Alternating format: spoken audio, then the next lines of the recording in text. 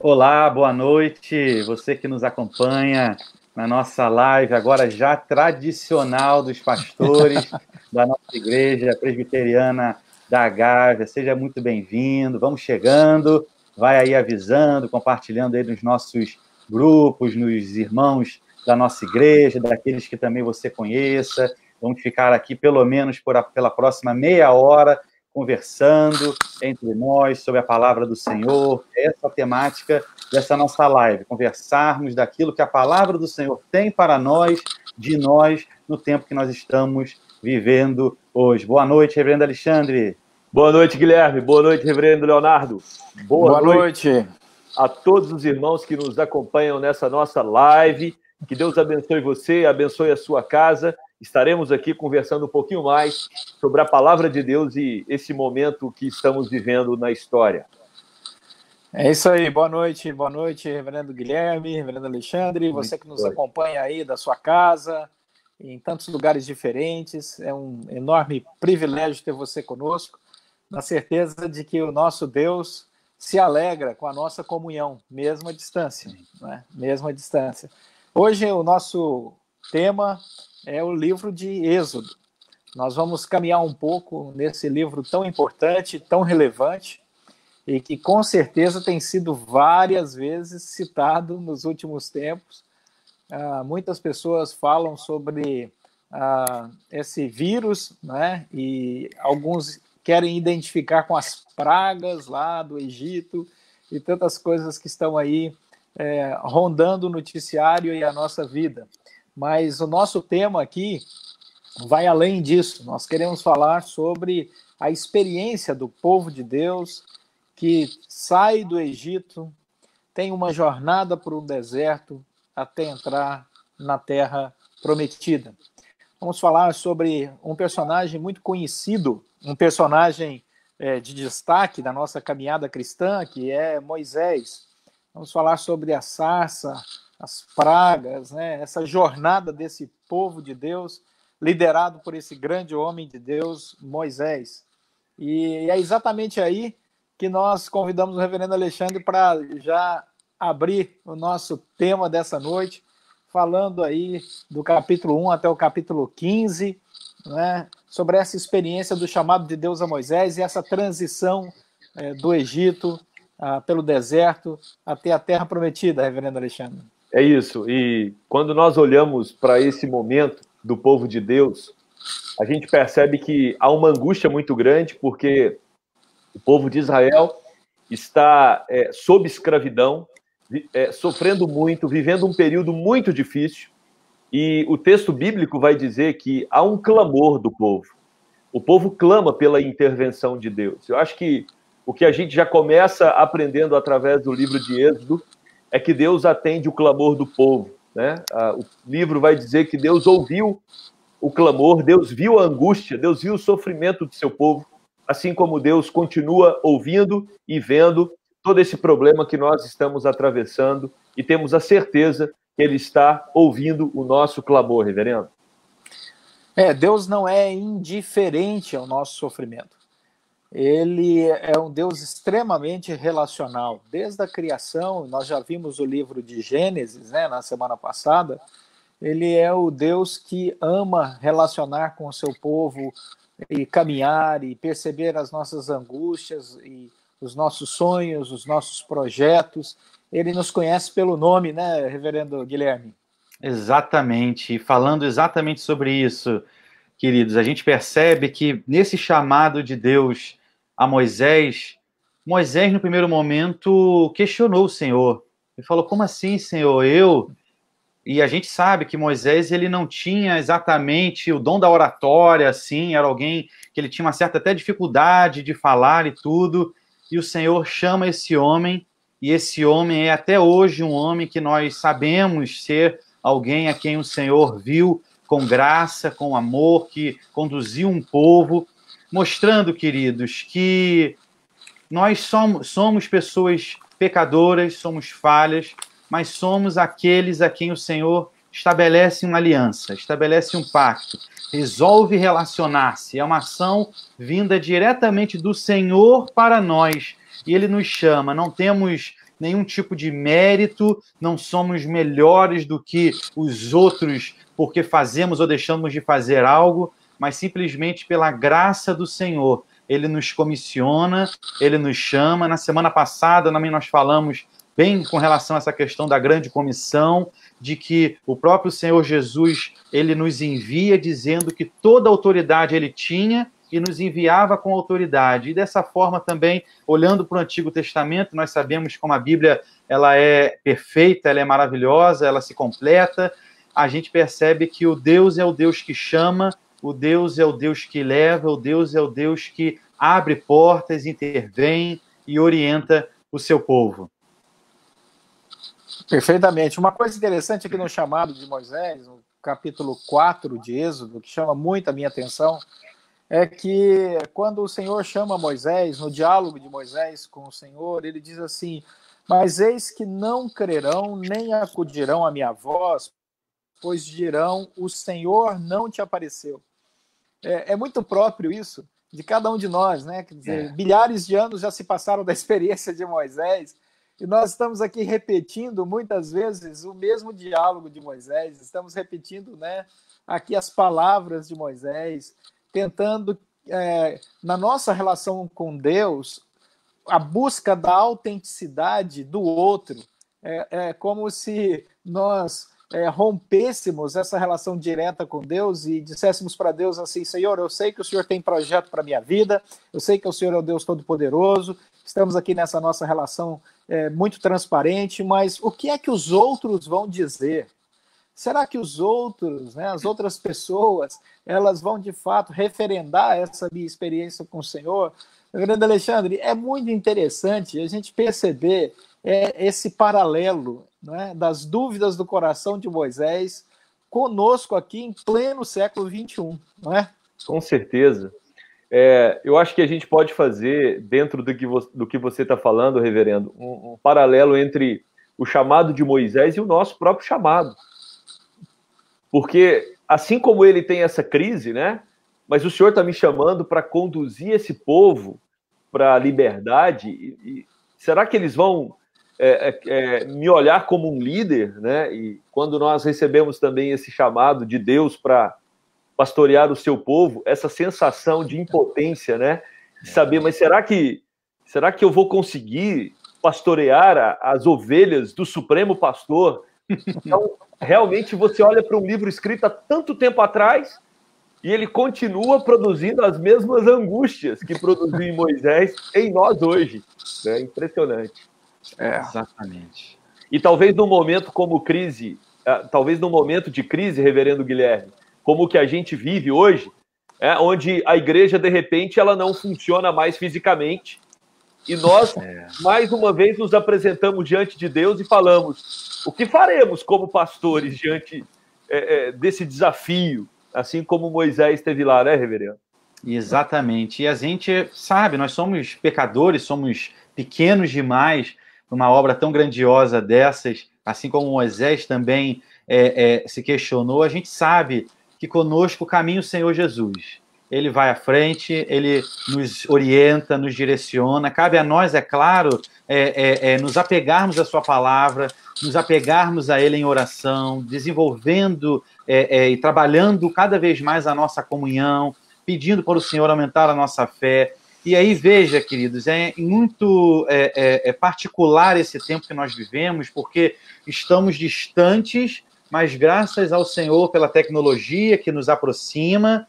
E hoje, vamos dizer assim, todos nós temos oportunidade, na medida do possível, de buscar ao Senhor nos nossos lares, na Bíblia, no nosso idioma, cânticos tão próprios que nós podemos colocar aí nos nossos celulares, num vídeo, na internet, e mesmo cantar. Hoje nós temos esse acesso que o texto, nós vamos ler mais à frente um pouco, nos fala justamente porque nós somos hoje o chamado sacerdócio universal, nós temos esse livre acesso ao Senhor dado por intermédio do nosso Senhor Jesus. O nosso Senhor Jesus é aquele que é o nosso advogado junto ao Pai, é aquele que, por nós, ele roga ao Pai por isso, o Espírito Santo nos orienta no que orar.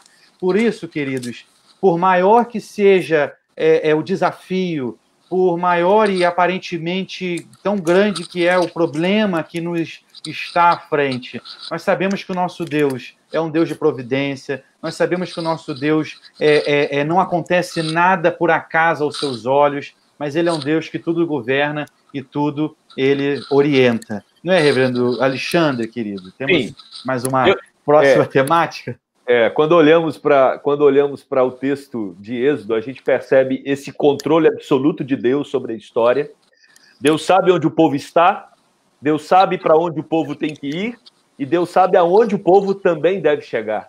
Mas o povo é povo. O povo é povo. Né? O ser humano é o ser humano. E, olhando para o livro de Êxodo, também nos impressiona perceber o quanto existe semelhança da reação do povo diante da adversidade com os nossos problemas hoje.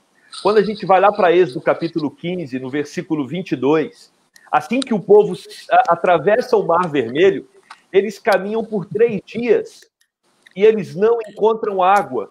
E é claro, se a gente admite que Deus é soberano, e Deus é, se a gente admite que Deus governa tudo e Deus governa, então foi o próprio Deus que permitiu que eles passassem por 3 dias sem encontrar água. E é óbvio, qualquer um de nós, por 3 dias sem encontrar água, nós vamos queixar com Deus. E foi isso que o povo fez.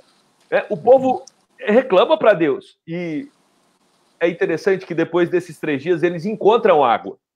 E aí eles poderiam ficar felizes, mas as águas, lá no versículo 23 vai mostrar, eram águas amargas. Às vezes a gente tem a sensação que Deus está trazendo a solução, mas está diante de um outro problema. E podemos, então, começar a questionar Deus. Deus, mas o que está acontecendo? Cadê a solução para um vírus? É só um vírus, Deus. Por que o Senhor não traz solução? Porque Deus tem propósito em todas as coisas. Amém. E para mim, lá no deserto, Deus também tinha o propósito de revelar a dureza do coração. Deus tinha um propósito de revelar a incredulidade do povo. E a gente percebe isso.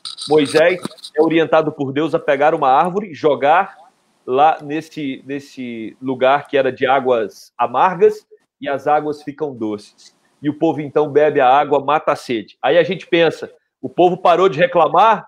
Parou não, porque agora o povo quer comida. E Deus dá comida. O que o povo faz? Guarda mais comida do que precisava. Deus falou, pega só para o dia. O povo acumulou comida. O que aconteceu? A comida apodreceu, o lugar fedeu.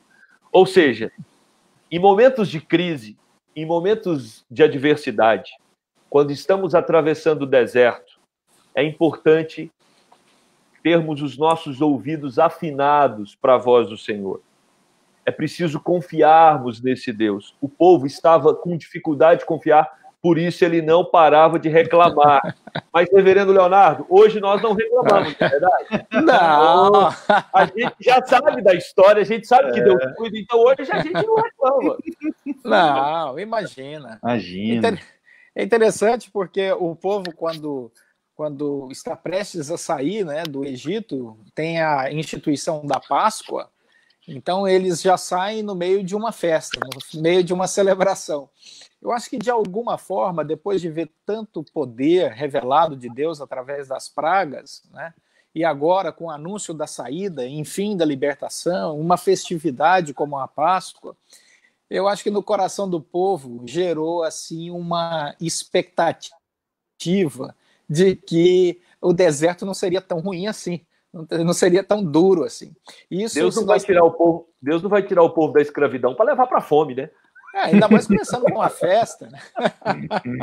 Começando com uma festa, né? Uma Páscoa, né? Uma festa para o povo de Deus, obviamente, né? Para celebrar essa saída, essa libertação. Então, a expectativa deles na entrada do deserto, quando eles chegaram ali e o mar se abriu, mais outra manifestação espetacular de Deus, eles devem ter imaginado, opa, vai ser tranquilo, vamos atravessar por esse deserto rápido, de maneira eficiente, porque está tudo dando certo. eu creio que esse é um dos problemas, se nós traçarmos o paralelo, da nossa vida cristã hoje. Essa expectativa que a pessoa tem no começo da sua jornada de cristã, né, quando ele participa já da primeira ceia do Senhor, da sua primeira Páscoa, né, ele imagina que a vida será espetacular, sem nenhum problema. Por isso que é maravilhoso quando nós olhamos para as palavras de Jesus, Jesus dizendo que nós iremos passar por aflição. A porta que leva à salvação e o caminho é apertado, é estreito.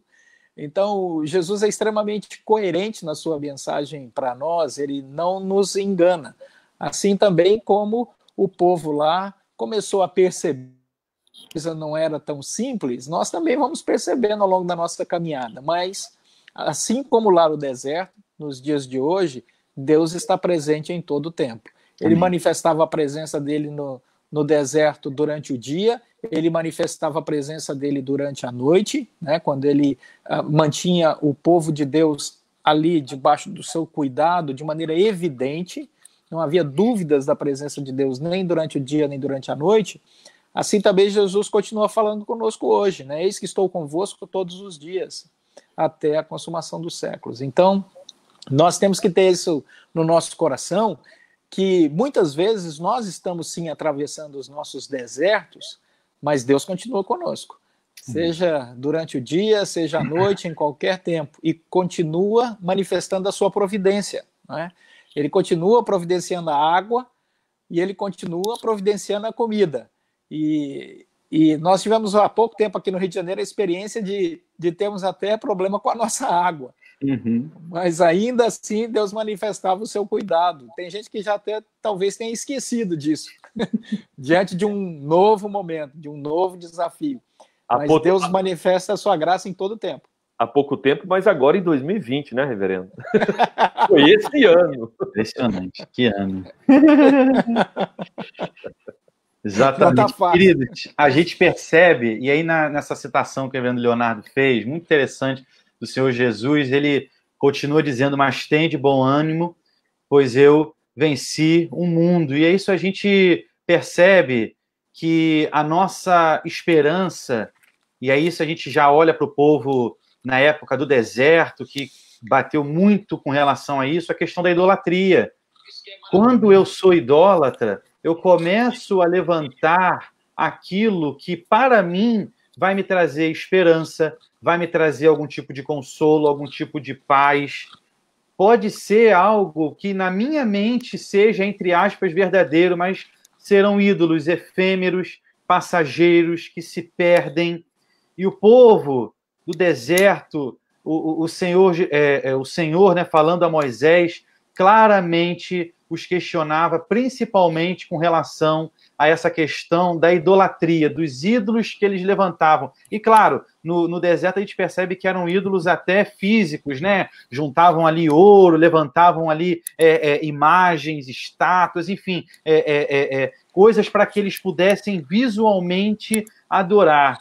Mas hoje em dia, nós, e Calvino escreveu isso, né, que o coração do homem é uma fábrica de ídolos, nós levantamos ídolos, o dinheiro, o poder, sejam até mesmo familiares, pessoas próximas, até mesmo a própria igreja, levantamos como se nisso tivesse claramente, nisso deveria ser depositada a nossa confiança, a nossa esperança. E quando o Senhor Jesus fala isso, ele demonstra claramente que deve ser nele a nossa confiança, a nossa segurança, a nossa esperança, deve ser de alguém, de um cristão que entende o seu relacionamento próximo, pactual com esse Deus. E aí a gente percebe, queridos, em Êxodo 19, aqui versos 5 e 6, diz assim a palavra do Senhor: agora, pois, se diligentemente ouvirdes a minha voz e guardardes a minha aliança, então sereis a minha propriedade peculiar dentre todos os povos, porque toda a terra é minha. Vós me sereis reino de sacerdotes e nação santa. São estas as palavras que falarás aos filhos de Israel. É o pacto do Senhor, uma aliança que o Senhor celebra com o seu povo, chamando agora Israel para ser luz às nações. Agora mostrando que aquele povo escolhido por ele e para ele, e ele fala isso no verso 6, vós me sereis reino de sacerdotes, uma nação santa. E o que os irmãos, nossos pastores também têm aí a acrescentar nessa temática, queridos? A linguagem de Pedro, né? O apóstolo Pedro, ele, lá na sua primeira carta, né, no capítulo 2, ele vai falar exatamente isso, né? Ele vai resgatar essa palavra, né? E diz no versículo 9 de 1 Pedro 2:9: vós, porém, sois raça eleita, sacerdócio real, nação santa, povo de propriedade exclusiva de Deus. Aí tem uma finalidade, né? A gente está ótimo. Muito obrigado. Essa é a minha identidade. Eu sou povo, né, de propriedade exclusiva de Deus. Essa é a minha identidade. E aí, Senhor? Aí o Senhor fala, a fim de... dá uma finalidade para nós. A fim de proclamar as virtudes daquele que vos chamou das trevas para a sua maravilhosa luz. Então, o povo de Israel, ele, ao longo da sua caminhada, ele perdeu essa perspectiva missionária.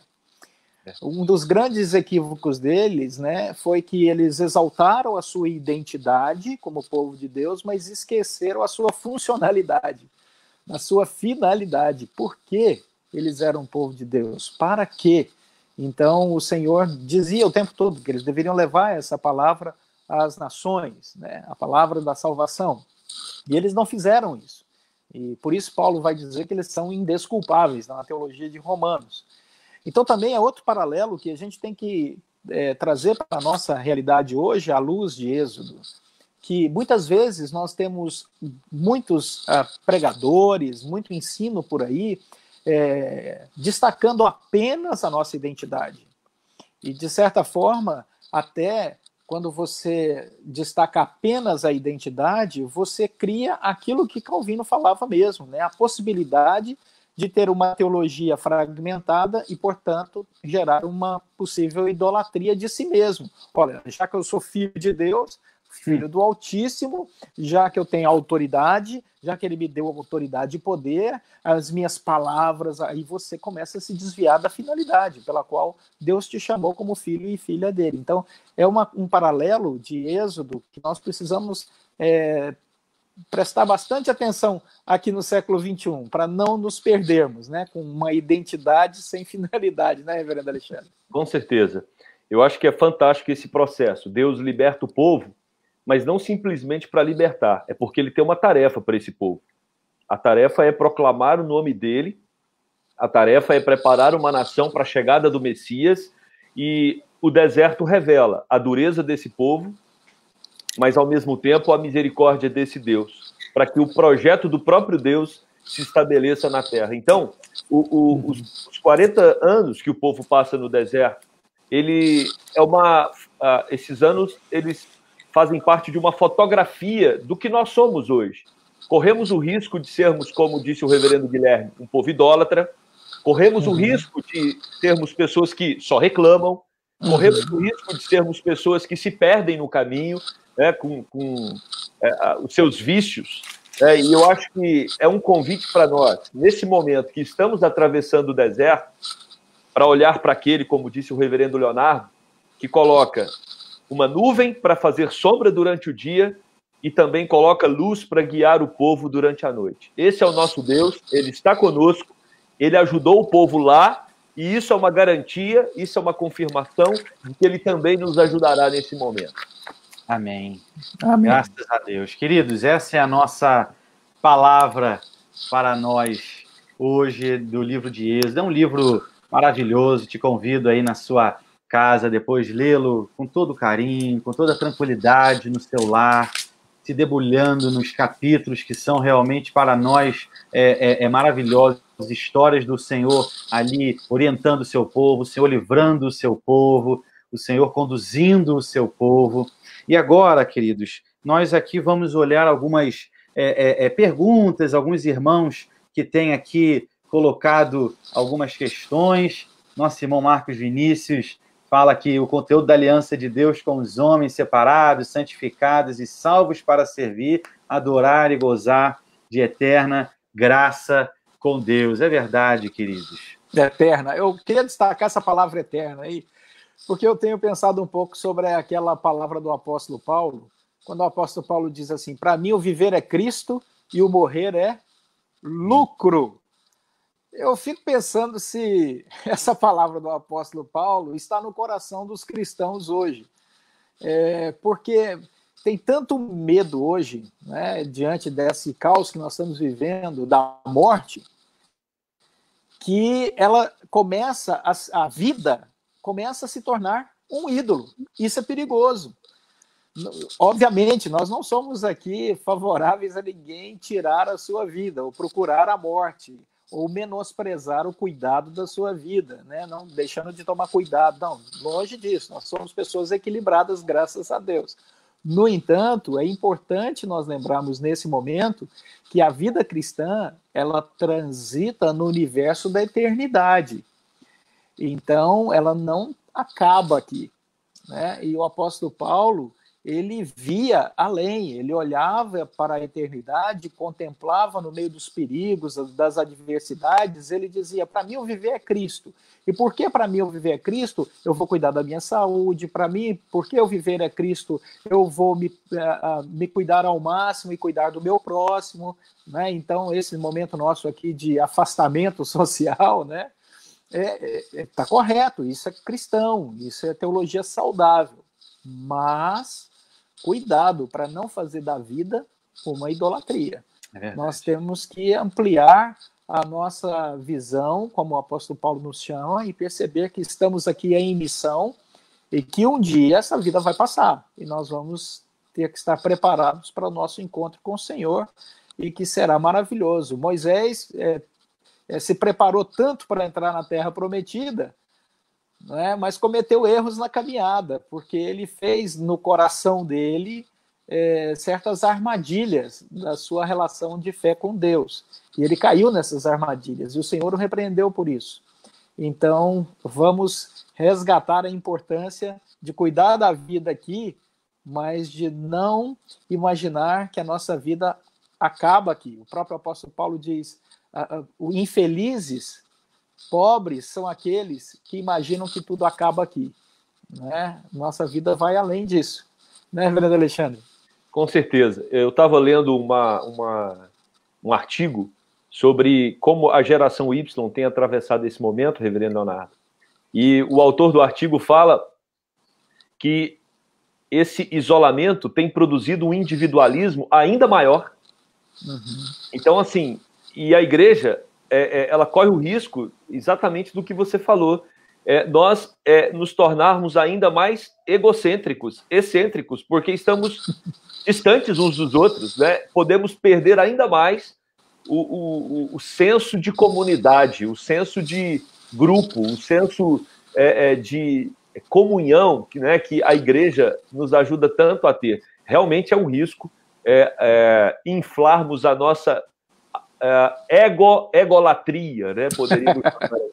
E começar a gostar demais desse tempo de quarentena, né? Queridos, pergunta do nosso querido presbítero Jefferson. Reverendos, além da certeza que o Senhor está ao nosso lado sempre, o que mais ele quer ensinar ao seu povo nesse momento? Em primeiro lugar, quebre a idolatria do seu coração. Olha para seu coração. E toma cuidado com a idolatria. Segunda característica da idolatria no coração, murmúrio. É outra coisa que Deus vai nos ensinar aí no livro de Êxodo. O povo começou a reclamar demais. Isso pode ser também uma armadilha para cada um de nós aqui.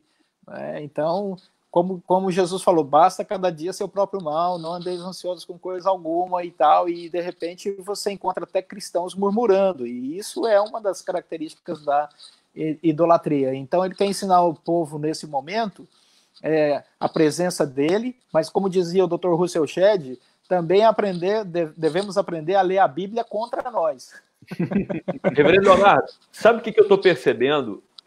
Nesse momento de recolhimento, os nossos maiores inimigos, eles não estão lá fora. É verdade. Sabe, nós começamos com aquela conversa, assim, logo que, né, agora tem que ficar todo mundo na sua casa. Vai ser um momento de buscar o Senhor, agora é hora. Eu estou percebendo que dá para você viver muito bem dentro da sua casa sem buscar o Senhor.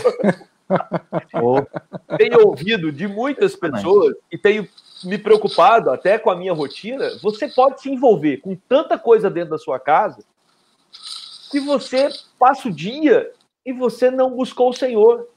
Então, eu me lembro lá dos mosteiros da Idade Média, né, que tentaram, os monges, não, vamos ficar em mosteiros porque aí teremos uma relação mais próxima do Senhor. Não adiantou nada. Assim como o isolamento agora pode não adiantar nada. O maior problema está dentro de nós. E para mim o deserto revelou isso no coração de Israel. E eu acho que é uma lição que a gente tira para hoje. Cuidado, porque você pode ficar 24 horas dentro da sua casa e mesmo assim não buscar Deus. Olha, tem carne à vontade, o povo lá no deserto, né, eu estava com saudade de comer carne, né? Às vezes você está com carne à vontade, você tem água potável à vontade, você tem um conforto que o povo do deserto nem tinha, mas você cai nos mesmos pecados que aquele povo lá no meio do deserto. Quer dizer, não é a ambientação ou o conforto social, o problema está no coração do homem mesmo. E olha que o Alexandre falou bem aí. Olha que o povo do deserto não tinha nem redes sociais, hein? É verdade. Sim, meus queridos, nós aqui estamos vendo os comentários carinhosos de vocês aqui com a nossa live. Quero aqui destacar da minha primeira professora de escola dominical na Gávea, Valéria. Olha, aqui no Equador, aproveitando esses ensinamentos. Um abraço aos queridos pastores, Valéria e Hernan.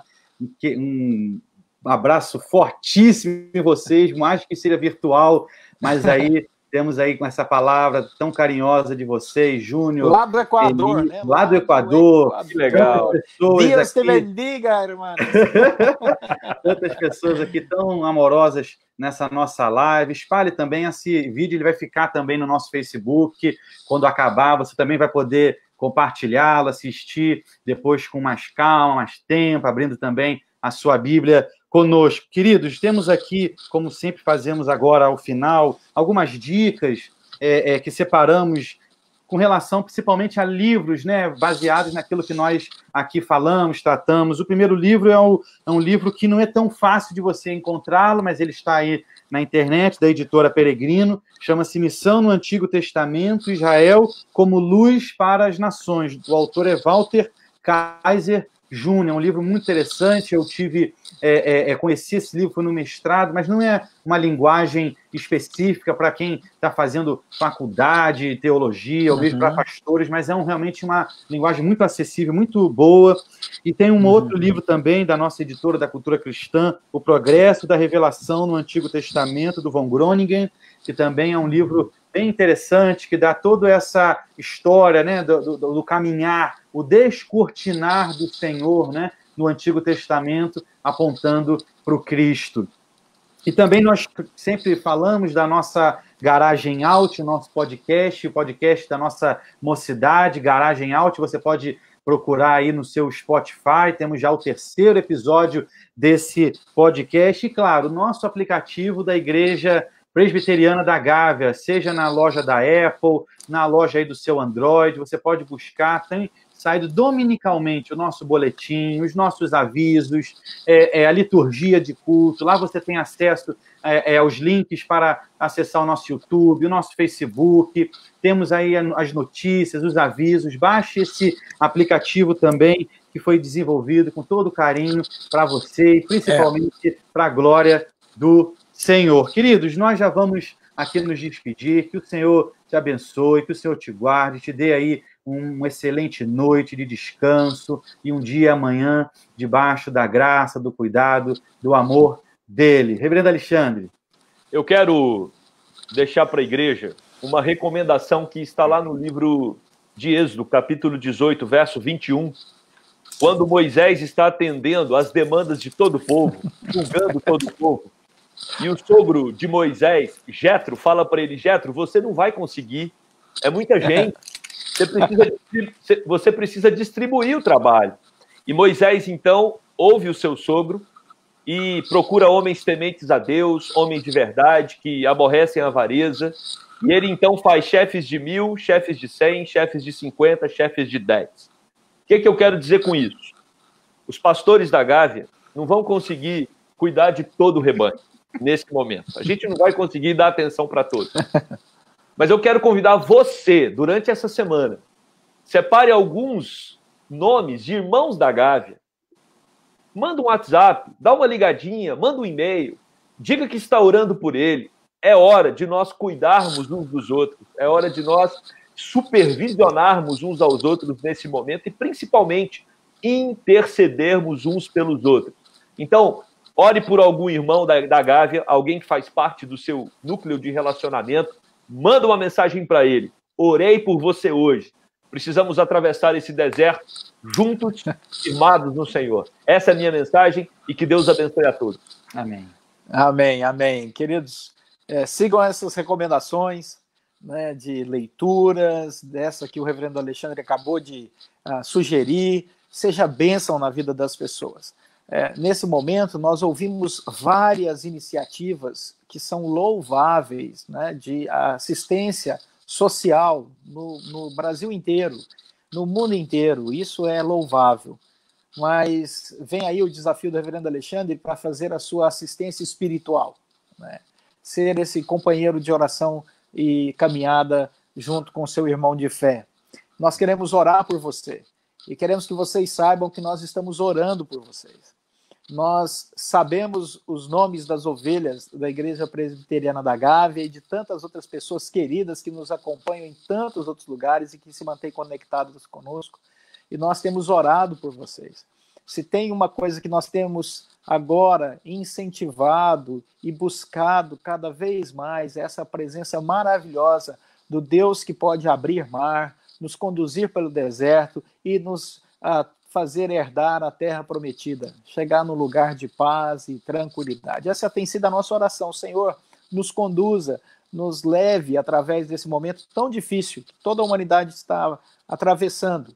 Mas não deixe que o nosso coração crie esses ídolos. Não nos permita ser murmuradores, pessoas que vivem o tempo todo questionando a sua presença e ação. Pelo contrário, que o Senhor nos faça perceber a tua bondosa e poderosa mão nos guiando, nos dando sustento com a tua misericórdia.